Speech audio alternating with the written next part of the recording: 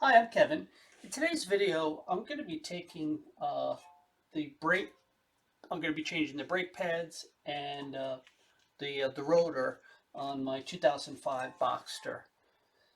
So, uh, to get started, there's a on the hub of the rotor. There's two screws which hold the rotor in place. So they've gone through a lot of heat cycles, and they're just Phillips head. So what I do is I have let's say this screwdriver head, let's say it's a number 2. It fits into the Phillips just right. So I'm gonna find that releases. Okay, so that's turning nicely. And now the second one.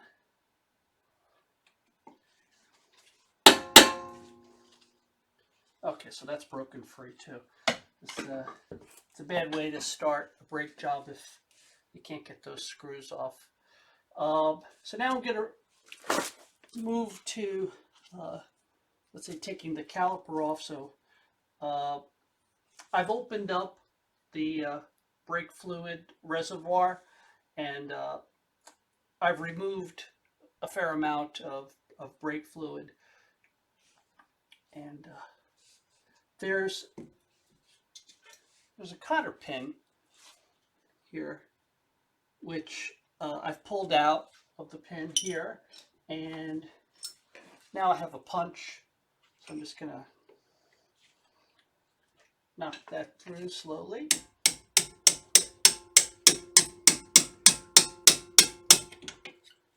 So this pin,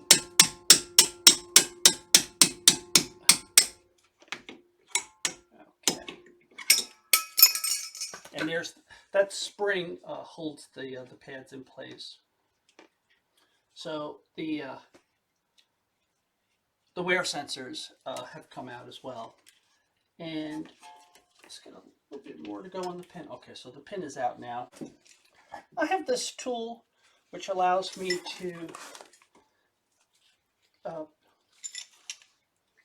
since the brake pads have worn, this has gotten quite tight, so I need to spread the brake pads out. And that's what this tool helps with. Okay.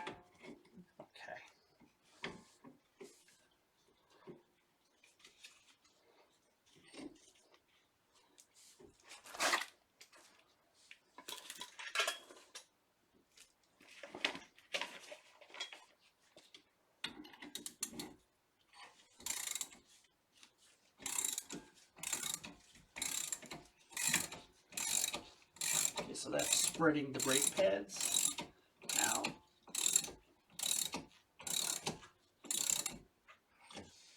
Okay.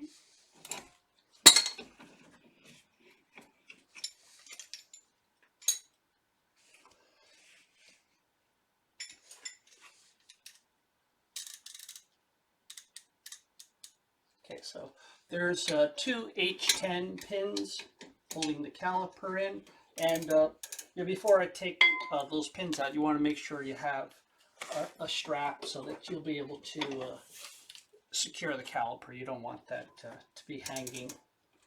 Oh, one other step. The on the Boxster, the brake line is actually solid, a solid brake line. So there's a bracket which holds, let's say, the solid brake line, and the flexible brake line holds it in place on the wheel hub here. So I'm going to take that off first.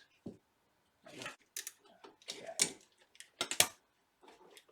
So with that 10mm bolt out, the flexible hose and the fixed hose which goes into the caliper, that'll now separate.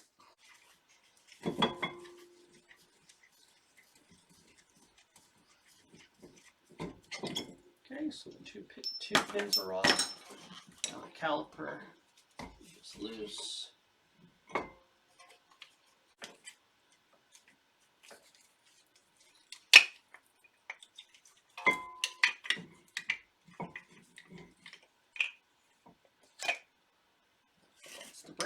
pads out. This bungee cord is a little bit long, so I'm going to wrap it a little bit and then hang it from the spring here, the strut spring. Now, those two screws that I loosened earlier, I'm going to take them out completely. I have a magnetic tray, so these type of things, you could get new ones. These are in pretty good shape, so I'm going to hold on to them.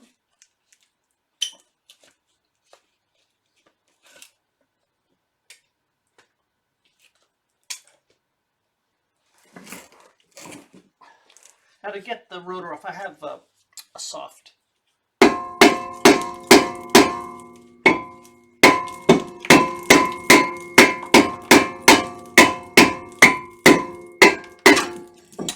Okay, that's off.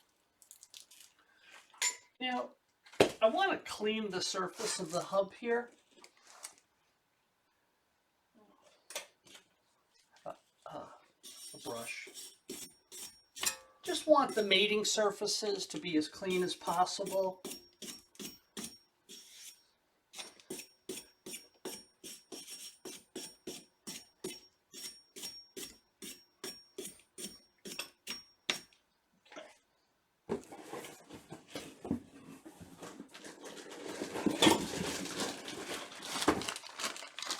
I have Sebro drilled rotors I'm going to put on. Now this is coated, but this particular coating is okay to leave on. And I'm just looking at the two screws so that when I put this on, it lines up. And there is, with these particular rotors, there is a left and a right side. So you want to make sure that you're doing that correctly. So you don't want to, just putting that in a loose fit right now. Put the second one in.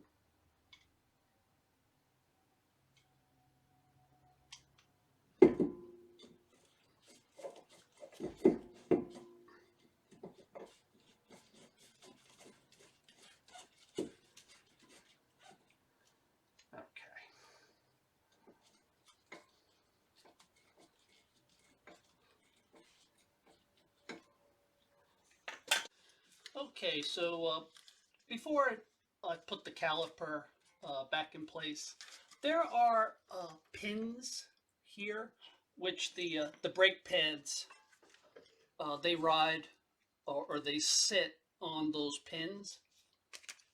So you want to make sure that these surfaces are clean. So I have my wire brush. I just want to show you. It's really important to get those pins, free from any kind of debris buildup.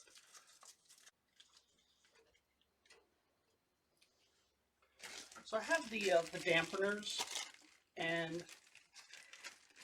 there's only one way to put these in. The big oval goes on the top, sits in the top, and I'm gonna leave this peels off, and then it would stick to your brake pad, because you want that to be as sticky as possible, and your hands are going to be dirty here. So okay, so just putting these dampeners in to the caliper, and I've got my my two pins ready for the caliper. So I'm going to remove the bungee cord now. Okay, so I got that removed.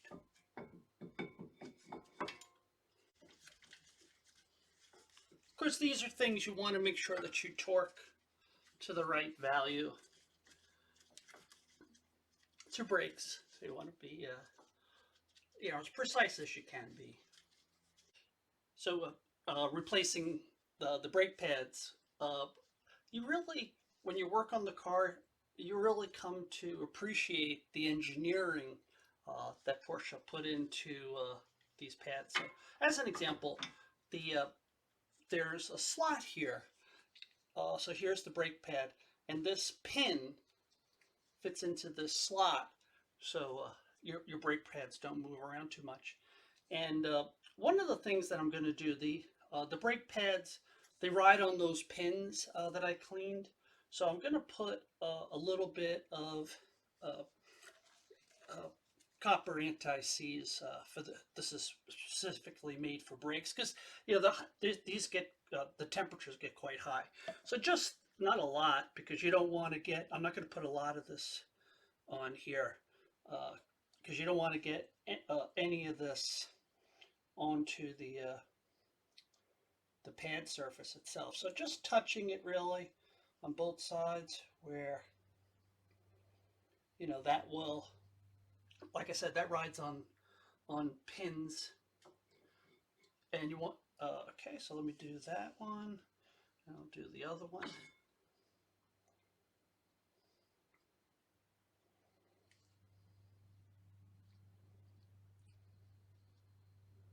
So really just touching that lightly, and I don't need to take these off. On there, so I want to get that paper off. Okay, and just peel that off.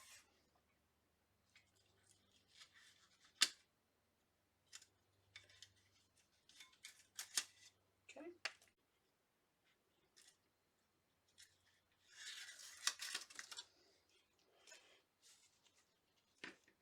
Okay. So because of these pins, and obviously you want the braking pad surface, there's only one way to put them in.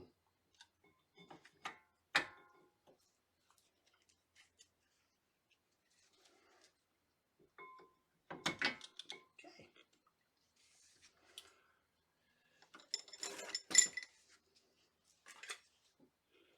Okay, so now what holds the brake pads in place is a pin, this pad here. So just positioning it, and the wear sensor hook, let's say, that goes on top. And make sure you got the hole here for the cotter pin is on the inside. Yep, the flexible brake line going to the, let's say where it transitions to the hard line, you want to make sure you put the 10 millimeter bolt that holds that bracket in place.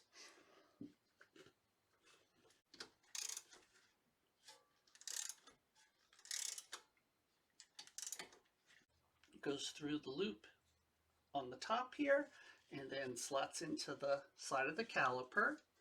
And then where you have your brake bleeder, you lift the cap, and that fits behind the brake bleeder. So with changing your brakes, pads, and rotors, it's really best practice to change the fluid as well.